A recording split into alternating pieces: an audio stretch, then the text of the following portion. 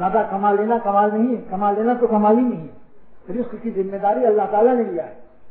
وما من دابۃ فی الارض الا علی اللہ رزقھا، ہر جاندار کا رزق ہمارے ذمہ ہے، لیکن حکم دیا ہے کہ تلاش کرو، وابتغوا کا حکم ہے کہ تلاش کرو۔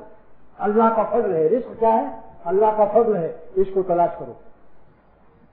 اگر تلاش نہیں کرو گے تو گھر بیٹھے نہیں آئے گا۔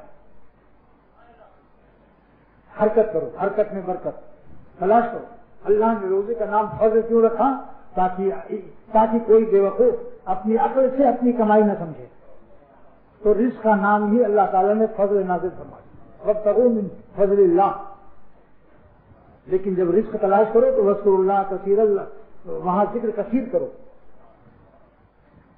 لعلکم تفلحون اے تفوزون فی الدنیا والآخرہ، تاکہ تم دنیا میں بھی کامیاب رہو آخرت میں، کیونکہ جہاں رزق جو وسائل ہوتے ہیں وہاں گناہوں کے اسباب زیادہ ہوتے ہیں۔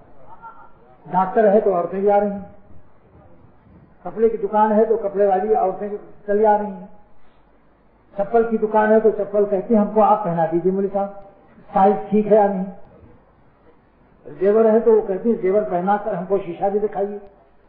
لہذا چونکہ معاش کے جہاں اسباب وسائل ہیں وہاں گناہوں کے اسباب زیادہ ہیں، اس لیے اللہ نے فرمایا جب مارکیٹنگ کرو تو شیطان کی مارکیٹنگ سے بچنے کے لیے تم لوگ نئی لغت ہے،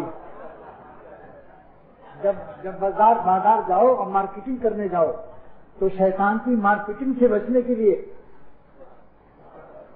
تم کو وارننگ دیا جاتا ہے کہ وذکروا اللہ کثیرا، زیادہ اللہ کو یاد کرو۔ جیسے کہ جہاز کے ہوا جب مخالف ہوتے ہیں تو پائلٹ رفتار کو تیز کر دیتا ہے،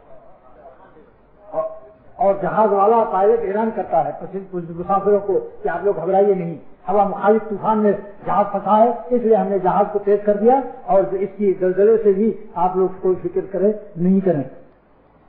لہذا جہاں گناہوں کے اسباب ہوں وہاں زیادہ اللہ تعالیٰ کو یاد کرو۔